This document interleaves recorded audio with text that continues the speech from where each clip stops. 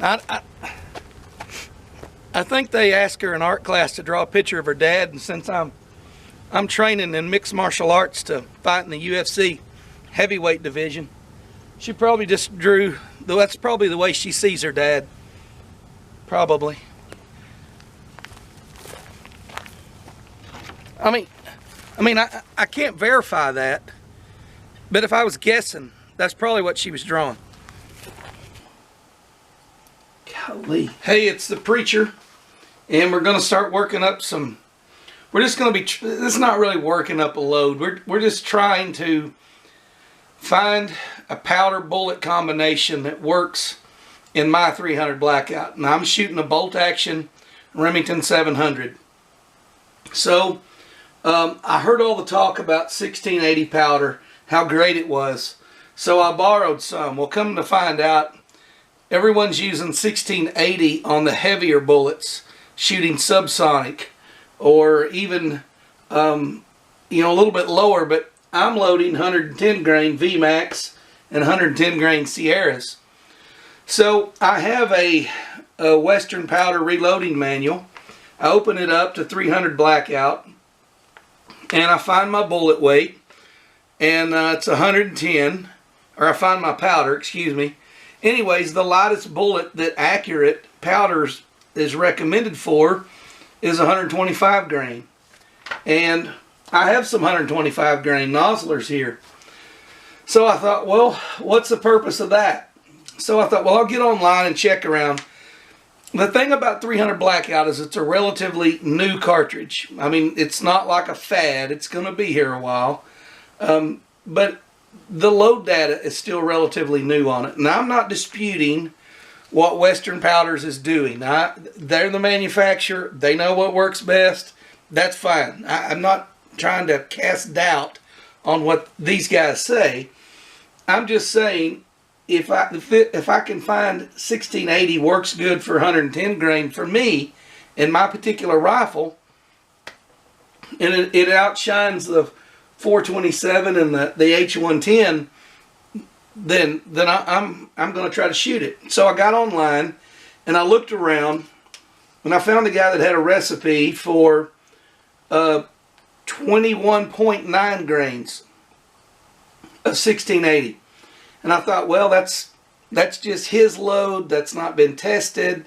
So I'm going to start out at 20.5.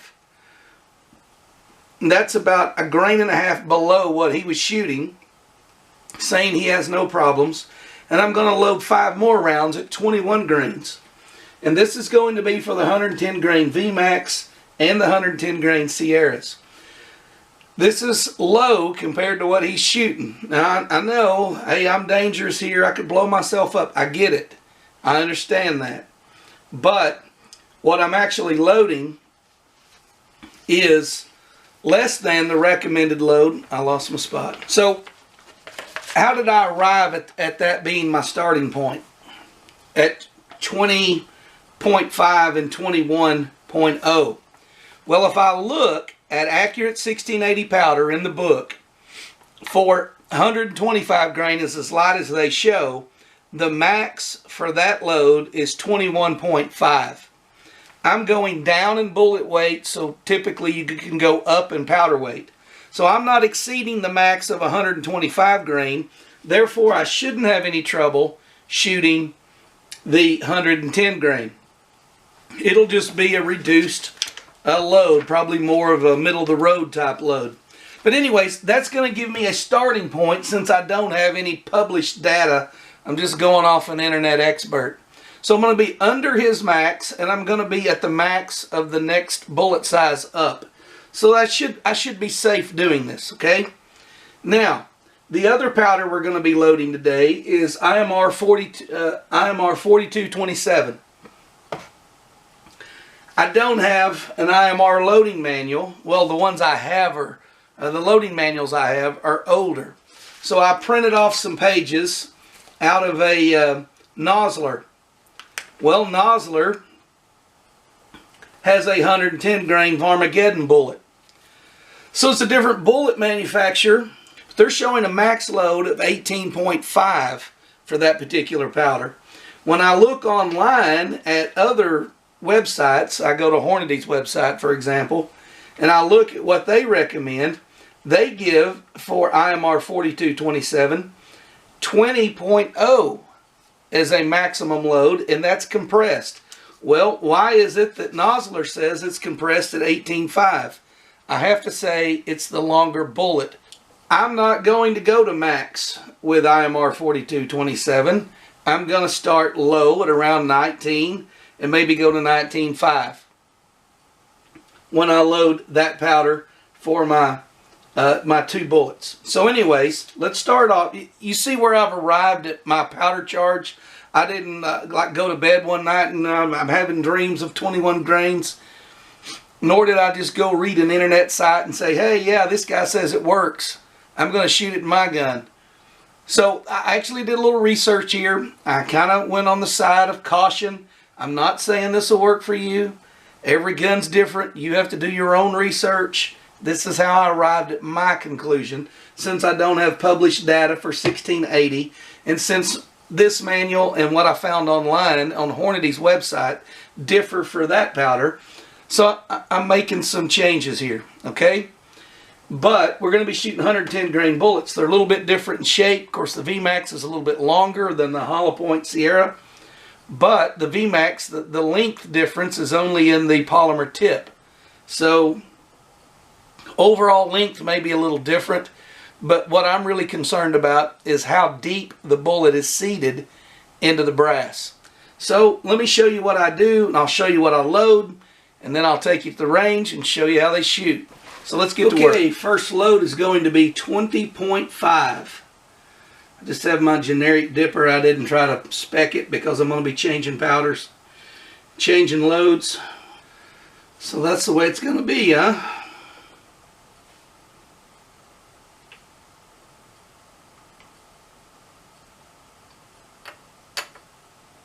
Here we go, 20.5. Now I find it's better for me to write down my number on the paper, on just a scratch piece of paper, rather than trying to have a whole manual out. And so what I typically do is write down the powder weight I'm wanting, and then I know that that's there. When I get to 20.5 done, I'll mark it out, and all I have left is 21.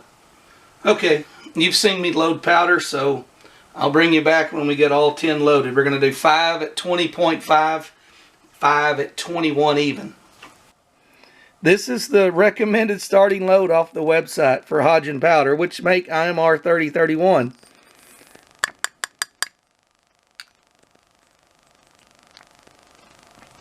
Let's have a look at that. You see how much room we have there? That's about 1/8 of an inch to seat the bullet. That's the starting recommended load. I think that's just a little too much. Let's add 1 grain of powder and just see what a max would look like. All right, 1.0. Let's see what that does to our case.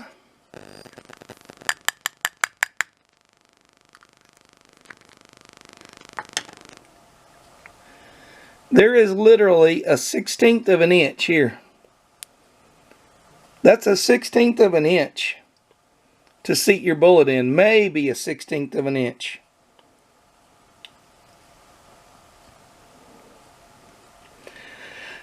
I just don't feel comfortable doing that. I don't think I have enough brass to grip my bullet at that load. So I'm going to go with the Nosler recommendations for their bullet. I thought their load was off because it was an all copper bullet and I'm shooting a lead based bullet. And I thought, well, they must have a long bullet and you can't get enough seating depth and stay within your overall length. But I really think this is just, I wouldn't want to seat a bullet in that. Oh, I know it'll pack down. I know it'll pack down. And you might want to pack it down. But I don't want to pack it down.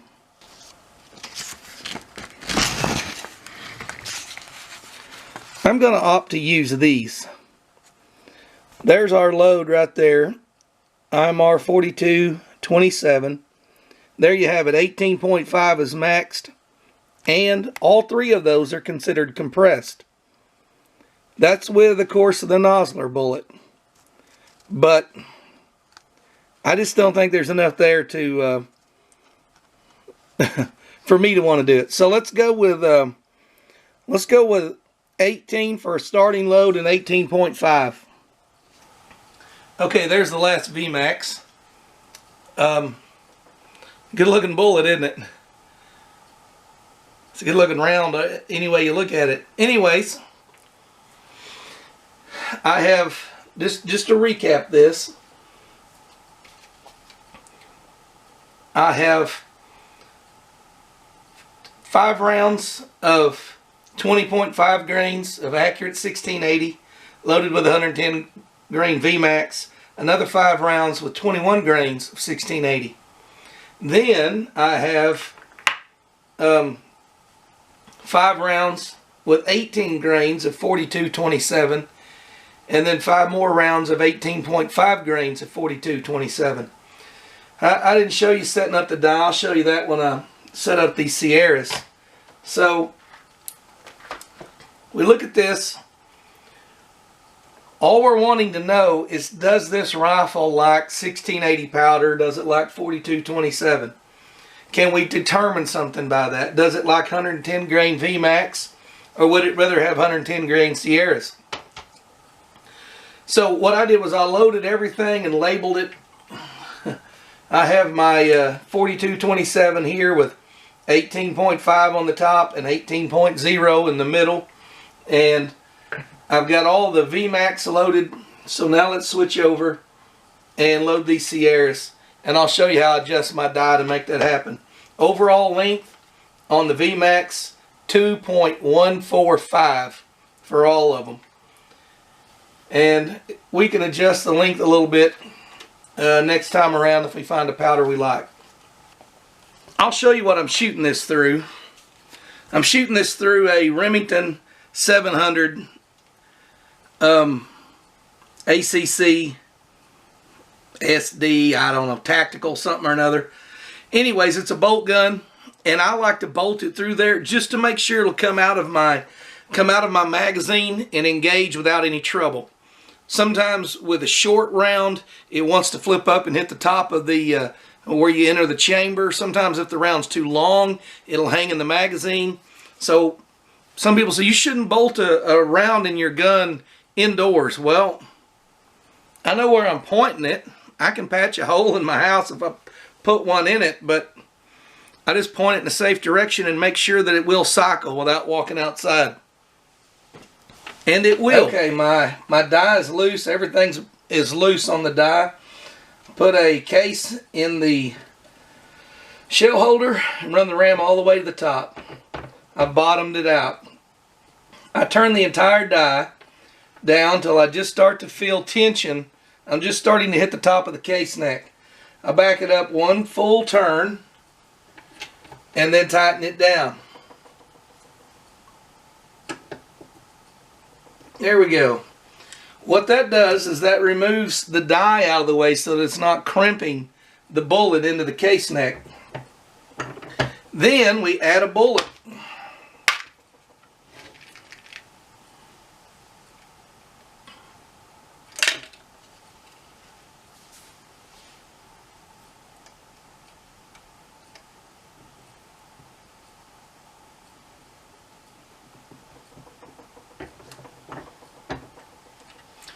It's probably not near enough seating, but you can always creep up on it.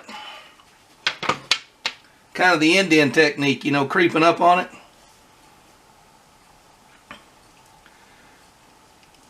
That bullet is actually only in the brass about maybe a 32nd, 16th of an inch. As if we were to load it with 20 grains, that would be a compressed load. Alright, that is 2.071. And so our length is going to be a little shorter because we do not have the polymer tip on the end that we have with the VMAX. So I'm going to go with 2.037 for these Sierra hollow points. Let's load another one. Oh, dummy. Get to talking to a camera, you don't do what you're supposed to. We got to crimp it. I think I'll edit that out. Now, we have ran the die up in there. All we've done is thread the cedar plug down until we've seated the bullet to the correct depth. We've got it where we want it. Now let's back it out. Back it out. I do 3 or 4 turns just so I don't mess with anything. Then we loosen the locking ring. Now what we're going to do, since we've got the cedar plug out, now we're going to move the entire die down and engage the top of the case neck to adjust our crimp. So everything's loose. The ram is all the way up into the die. All right, I feel the case neck right there. When people ask me how much crimp do you put on, very little for me. For one, I'm shooting it in a bolt gun. I shouldn't have a whole lot of movement. But I go just about, 1/16 of a turn.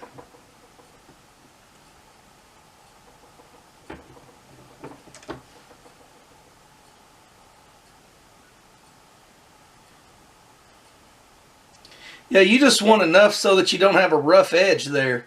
And that's good. So I'm going to run it up in there. I'm going to get and tighten the locking ring. Right there. Now we thread, while the bullet is up in the die, thread the seating plug down till you feel tension. Tighten that up. You don't want it moving around on you. I mean, you don't have to crank it, just get it snug.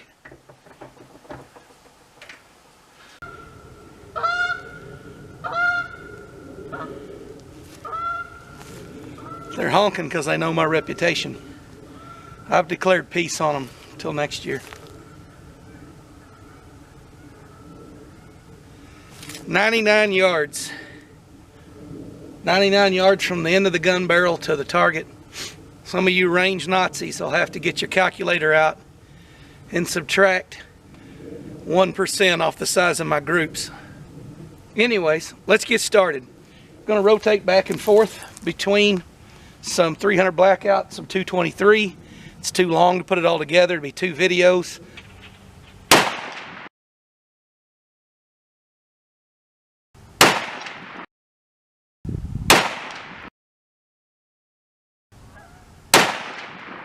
I'm calling this target High Karate. Let's look at our groups. And we're just looking at the VMAX, the 110 grain VMAX bullets. And I want to do that because some of my next load, the 110 grain Sierra hollow points, were getting up into this, to these patterns. So I want to go ahead and get the VMAX loads, which we have 4 of them, out of the way. Our first 2 loads with VMAX were with 1680, accurate 1680. This is number 2 and number 3. These 2 were good, these 2 were good, but they're not close to each other, so that's out. I mean, good night. I'm going to say 2-inch group at 100 yards. For some people, they may be fine with that, but I'm not. So go to number 3. This is still accurate 1680. This was 20.5 grains. Now we're shooting 21 grains. And we could go up from here. We were just a little nervous about shooting it because there's no published load data. We were just going off an internet recipe, remember? But I'm going to say that's 1.5 inches. That's 1 inch and that's 1.5 stick. But yeah, one of them dead center. Don't you wish they were all that way? We're not trying to hit the bullseye. We're just trying to get a group. But anyways, that's not real impressive. 1.5 inches, not that impressive. So we go to number 4, and here's where we switch powders. And number 4 was an outstanding group, an outstanding 5-shot group. This was 18 grains of IMR 4227. This shot goes with this group down here. So we have 1, 2, 3, 4, 5 and about 1.2 stick. So about 1.25 inches in these. You take that one out, we got a 3/4 inch group going here. Man, that's excellent.